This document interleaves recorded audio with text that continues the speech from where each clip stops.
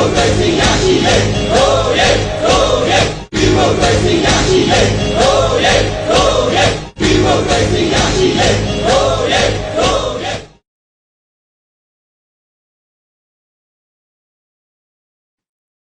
်္ဂလာပါကိုမင်းကိုနိုင်ဟုတ်ကဲ့ဗျာမင်္ဂလာပါဗျာဟုတ်ကဲ့ကိုအခုကျွန်တော်ပထမဆုံးမေးချင်တဲ့မေးခွန်းကတော့လေဒီဂျမ်ဘတ်စစ်ကောင်စီအဖွဲ့တွေတက်ရောက်ခဲ့တဲ့အာဆီယံခေါင်းဆောင်တွေရဲ့အစည်းအဝေးကနေပြီးတော့ဒီအချက်၅ချက်ထွက်ပေါ်လာတာပေါ့လေအဲ့ဒီအချက်၅ချက်အပေါ်မှာအကိုရဲ့သဘောထားအမြင်လေးကိုပထမဆုံးသိချင်ပါတယ်ကိုအဲ့ဒီဟာကဗျာကျွန်တော်ကလည်းပြန်ပြီးတော့မေးခွန်းထုတ်ချင်နေတာဗျာဒီ၅ချက်စလုံးကိုသူကတကယ်လိုက်ရောပါမယ်လို့ဘယ်မှာမှအာမခံရတာတွေ့ကြလဲဗျာဟုတ်ကဲ့အာမခံရတာမတွေ့တဲ့အပြင်အခုတော့သတင်းစာထဲမှာညင်းတဲ့သဘောတွေတော့ပြောနေတာတွေ့ရပါတယ်ကိုအဲ့ဒါပဲပေါ့ဗျာအဲ့ဒါပဲကျွန်တော်ပြောချင်တာနော်ဒီကတော့ဗျာဒီ၅ချက်တော့နော်စစ်ကောင်စီကလိုက်ရောတယ်လို့ဆိုရင်တော့မှဒါကျွန်တော်တို့ပြည်သူတွေတဲ့လုံးဝအကျိုးမရှိနိုင်ဘူးဆိုတာကျွန်တော်စပြောချင်တာသိလားဟုတ်ကဲ့ဘလို့ပြောနိုင်တ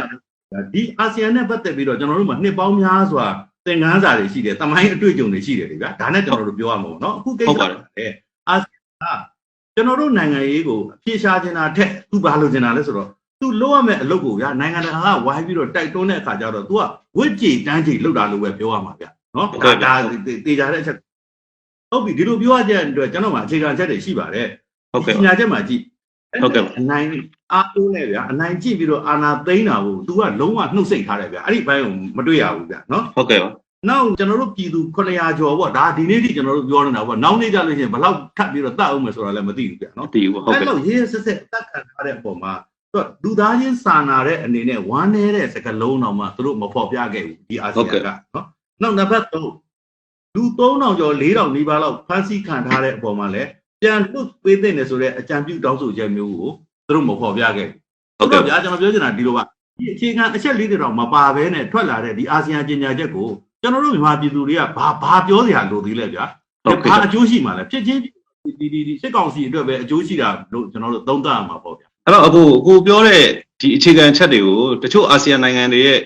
နိုင်ငံချင်းတောင်းဆိုချက်တွေမှာတော့ကျွန်တော်တို့တွေ့ရပါတယ်ကိုအဲ့ဒီပုံမှာအခုဗာမှန်းပြောချင်ပါလဲကိုအေးလေအဲ့ဒါပဲကျွန်တော်ပြောချင်တာပေါ့အာဆီယံနိုင်ငံတချို့မှာတွေ့ရတဲ့အဆိုပေမဲ့နောက်ဆုံးဗျာဒီအာဆီယံ summit ရဲ့အနှစ်ချုပ်ကတော့အားလုံးသဘောတူတာကြတော့၅ချက်ပဲလေဗျာဟုတ်ကဲ့ဆိုတော့ကျွန်တော်တို့ကဒီနဲ့ပတ်သက်ပြီးတော့ဒီကမ္ဘာလုံးဆိုင်ရာအစည်းအဝေးတို့ဒေသဆိုင်ရာအစည်းအဝေးတို့လုပ်ပြီးဆိုရင်ကျွန်တော်သတိထားကြည့်မိတယ်ဗျဟုတ်ကဲ့ဘာလဲဆိုတော့လ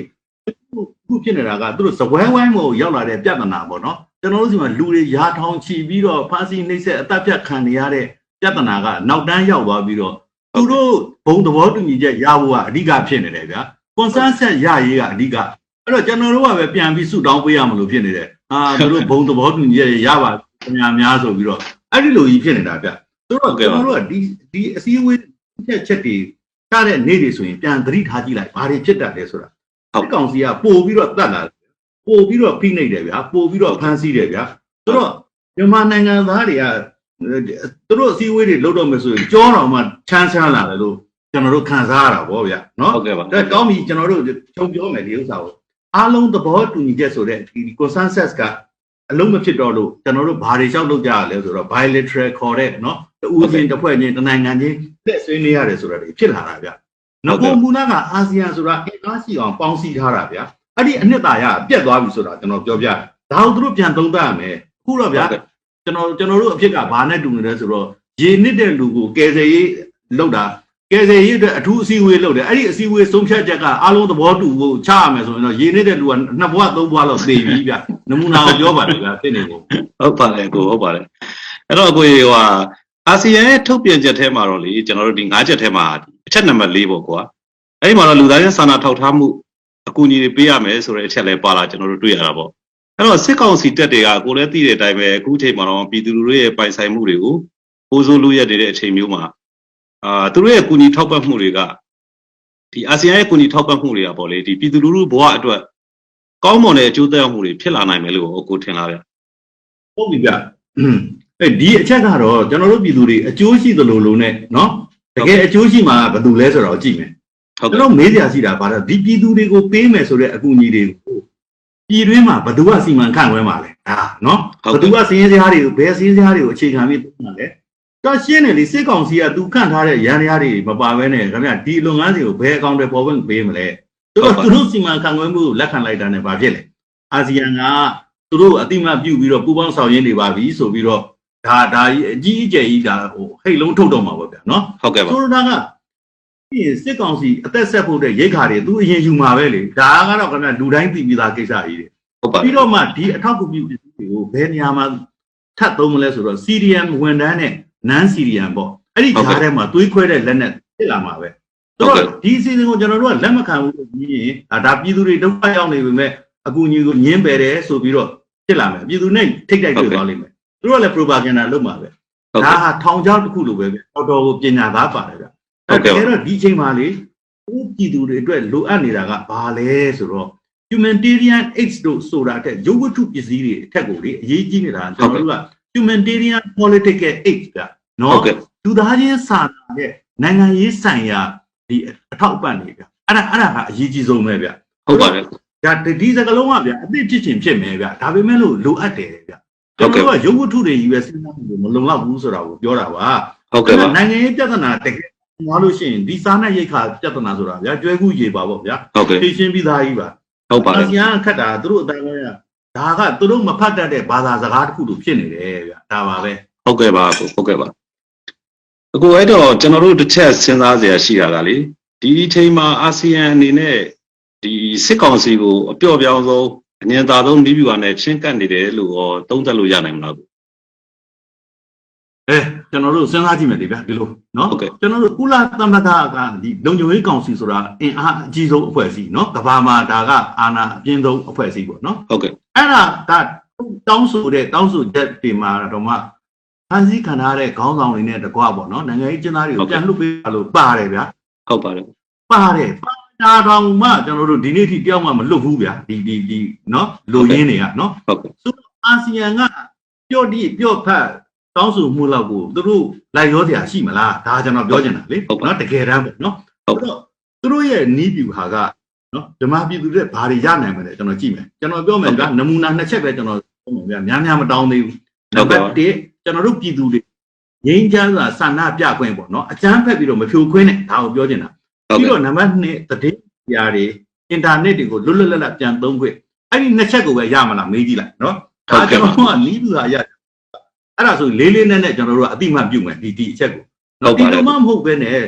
ဒီကောင်စီကလက်နဲ့အနိုင်ကျင့်ရင်တိုင်းကျင့်ပြီးတော့ဗျာလူတက်မဲ့ချင်းချောက်မဲ့နောက်ဆုံးမအောင်မြင်တော့ဘူးဆိုတော့မှဆွေးနွေးကြအောင်ဆိုတော့ဗျာဒါကဒီ dialogue ဆိုတဲ့သဘောပေါ်အာဆီယံတစိမ့်နဲ့ပြင်ဆင်ထားတဲ့အခင်းအကျင်းမျိုးပေါ့ဗျာအဲ့လိုကြီးဖြစ်နေတာပေါ့နော်ဒါကိုကျွန်တော်တို့ပြည်သူတွေတဲ့အာဆီယံသမိုင်းဘလို့မ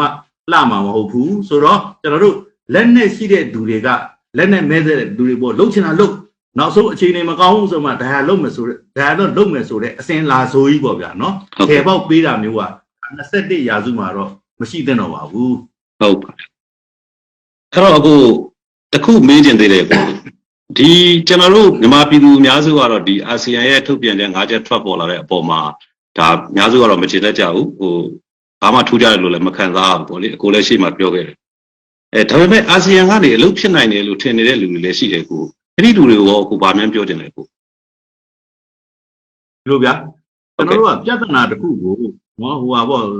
ဟိုဇပွဲဟိုမှာအဖြေရှာလိုက်တယ်ဆိုတာကတော့ဒါကတော့ဗျာဘသူမဆိုကောင်းတာပေါ့ဗျာနော်ဟုတ်ကဲ့ပါဒီစလာကိုတန်ဖိုးတဲ့လူတွေကတော့နော်ဒီအစည်းအဝေးကရလာမလားဆိုတဲ့ညှော်လင့်ချက်မျိုးနဲ့စောင့်ခဲ့ကြတဲ့လူတွေလည်းရှိပါတယ်ဟုတ်ကဲ့ပါဒီအစည်းအဝေးကိုဘာမှမမျှော်လင့်ထားတဲ့လူတွေလည်းရှိတယ်နော်ဘာလို့ဆိုတော့သူ့အစင်လာကိုကြည့်ပြီးတော့ပေါက်ပြီးသားအဲ့တော့ဥပမာပေးရမယ်ဆိုဒီလိုဗျာ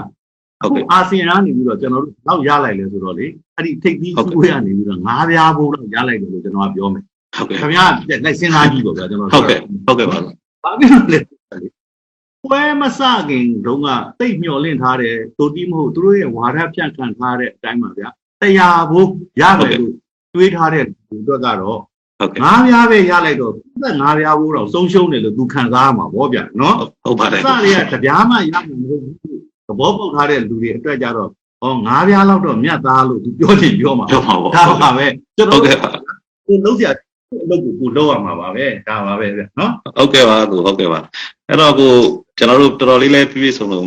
အခုဖြည့်ပြီးပါပြီအခုပြည်သူလူထုကိုထပ်ပြီးတော့မြန်ဖြည့်စွက်ပြောချင်တာကိုဗာမျက်ရှိသေးလဲကိုအဲ့ဒါလေးပြောပါအောင်အဓိကကတော့ဗျာကျွန်တော်တို့ကလေဒီမှာဟို ရေးကြီးတဲ့အချက်ကဒီကမ္ဘာအစည်းအဝေးတွေဒေသန္တရဒေသဆိုင်ရာအစည်းအဝေးတွေကလေကျွန်တော်တို့ပြည်သူလူထုရဲ့သဘောထားစံတာတွေကိုမထင်ဟပ်ရင်တော့အလကားပဲဗျနော်နောက်ထပ်ဘလောက်သေးကြထပ်ပြီးတော့နှိမ့်ဆက်ခံကြအောင်မယ်ဆိုတာမျိုးဟိုအဲ့ဒီအကိတ်ပဲတွေရောက်သွားလိမ့်မယ်ဗျဟုတ်ကဲ့ပါကျွန်တော်တို့ဆိုရင်ရေးကြီးတဲ့ခေါင်းဆောင်တွေကိုတော့မှလွတ်ပေးဖို့တော့မှသူတို့မတောင်းဆိုရဲတဲ့အခြေအနေမျိုးနဲ့ဆိုရင်တော့ဒီအစည်းအဝေးတွေကအတိတ်ပဲလည်းမရှိဘူးဗျကျွန်တော်တို့လုပ်နေရတဲ့အလုပ်တွေကိုအာရုံကိုနောက်စေတယ်ဗျနော်အဲ့ဒါအရေးကြီးတယ်နောက်တစ်ခုကဒီအာဆီယံရဲ့ envoy လာမယ်လို့ဘာလို့လူတွေကမျှော်အောင်မလားလို့ပြောဆိုတော့လူချင်းကျွန်တော်ပြောမယ်အာဆီယံဟာသူကနိုင်ငံတကာမှာသူကအရေးယူတဲ့ရန်တရားရှိလို့လားဒါလေးနော်ဟုတ်ကဲ့သူပြောတာကိုလုပ်ရင်လုပ်မလုပ်ရင်အရေးယူမယ်ဆိုတော့တင်လာရှိလို့လားမရှိခဲ့ပါဘူးသူ့မှာရန်တရားတော့မရှိဘူးဟုတ်ကဲ့အဲ့ဒါကိုပဲကျွန်တော်တို့ကအဓိကထားပြီးတော့ကျွန်တော်ပြောချင်တာနော်ဟုတ်ကဲ့ပါနောက်ကျွန်တော်တို့ဒီအတွက်တော့ကျွန်တော်ဒေသကာပါချင်တာလေးတော့ကျွန်တော်ရှိပါတယ်ဟုတ်ကဲ့ပါကိုအဲ့ဒါလေးပြောပြပါအောင်ကိုဒီလိုပြဟိုပြည်သူတွေကအခုကျွန်တော်တို့ဘယ်လိုအခြေအနေကိုပဲရောက်ကျွန်တော်တို့ပြည်သူတွေရဲ့ကြွေးကြော်တာရှိတယ်ဒါဘာလဲစောင့်ဖို့ကဘာလဲဆိုတော့ဟုတ်ကဲ့ဘယ်တော့မှအပံမတိတ်ဘူးအလံမလိတ်ဘူးဆိုတာတကယ်ဗျနော်ခင်ဗျားမျက်စိထဲမှာမြင်အောင်ကြည့်ပါမယုံရင်လေဟုတ်ကဲ့ပါမြို့ထဲမှာဖြစ်နေတာနော်တနယ်ထဲမှာဖြစ်နေတာမဟုတ်ပြည်တော်တို့တမန်မှာဖြစ်နေတာခင်ဗျားအေယာဝတီမြစ်ကြီးကိုအလဲကနေပြီးတော့ကြည့်လိုက်အေယာဝတီအရှိချမ်းအနောက်ချမ်းတန်လင်းကိုကြည့်လိုက်တန်လင်းအရှိချမ်းအနောက်ချမ်းဒီလိုပဲဗျာချင်းတွင်းစစ်တောင်းအရှိချမ်းအနောက်ချမ်းအားလုံးဖြစ်နေတာနော်အားလုံးပြည်သူတွေယုံကြွနေနောက်ဆုံးခင်ဗျားမနေ့တနေ့တွေ့ပါလိမ့် YBS ကားပေါ်မှာလူငယ်လေးတွေဆိုခဲ့တဲ့တခြင်းကိုခင်ဗျားကြည့်လိုက်ကြားပါနော်ဟုတ်ကဲ့သူတို့ရဲ့ဒီတိုက်ပွဲဝင်ဟုတ်တယ်ဒီသူတို့ရဲ့တိုက်ပွဲဝင်တခြင်းကလေကိုဘွားတွေပဲ့တင်နေအိုးတကဘာလုံးမှာရှိတဲ့နော်မြို့တော်တွေရဲ့တန်ယုံတွေရှိကိုရောက်သွားပြီဗျနော်သူတို့လည်းအတန်မတိတ်ဘူးမလိတ်ဘူးဆိုတာကိုထပ်ပြီးတော့ပြနေကြတယ်ဒါပါကျွန်တော်ပြည်သူလူထုကိုလေဟိုတကယ်အမှန်တရားနဲ့ကျွန်တော်အားပေးနေတာပါအမှန်ကြည့်လိုက်ပါဗျာဂျပန်နိုင်ငံမှာတွေ့ပါလိမ့်မယ်နော်ဒီကားမိတယ်မလားဂျပန်နိုင်ငံသားတွေကိုယ်တိုင်ကသန္တာပြကြတာဟုတ်တယ်ကိုအေးအဲ့ဒီမှာကြည်စမ်းဘလောက်ကျွန်တော်တို့နှစ်ထောင်အားရရှိဖို့ကောင်းလဲကျွန်တော်တို့နိုင်ငံသားတွေကသူတို့ဝမ်းနဲ့ဝမ်းသာကြီးကျေးဇူးတင်ပြီးတော့စိုးစိုးနင်းနေအာရီကတော့ကိုဆိုင်မတ်ဆိုပြီးတော့သွားပြောကြတာကျွန်တော်တို့လည်းအရန်ထိကြိုက်တယ်ခံစားရတယ်ဗျဒါဒီကဘာကြီးကပြည်သူတွေဟာကျွန်တော်တို့ဘက်မှာရှိတယ်ကဘာပြည်သူတွေအေးအဲ့ဒီအစိုးရ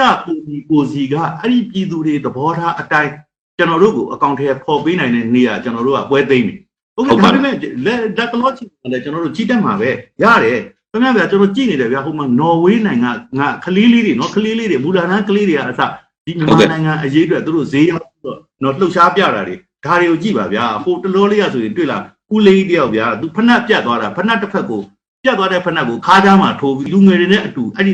နော်အပြည့်ချီတက်လိုက်တာနော်ဟုတ်ကဲ့ပါဘုံကြီးကိုကျွန်တော်တို့အားတက်ရတယ်ဗျာဒါပါပဲကျွန်တော်တို့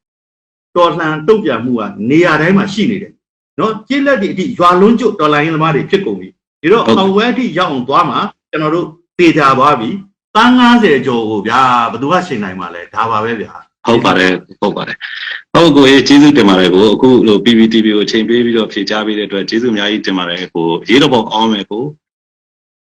ဟုတ်ကဲ့ပါရေးတော့ပေါ့အောင်ပါဗျာကျွန်တော်လည်းခင်ဗျားတို့လိုပြောအခက်အခဲမျိုးမျိုးကြားရနေပြီးတော့မီဒီယာတခုရအောင်ထူပြီးတော့ပြည်သူလူထုဘက်ကအမှန်တရားဘက်ကတိုက်ပွဲငွေပေးနေတဲ့သူများအားလုံးကိုကျေးဇူးတင်ပါတယ်အရေးတော်ပုံအောင်ပါမယ်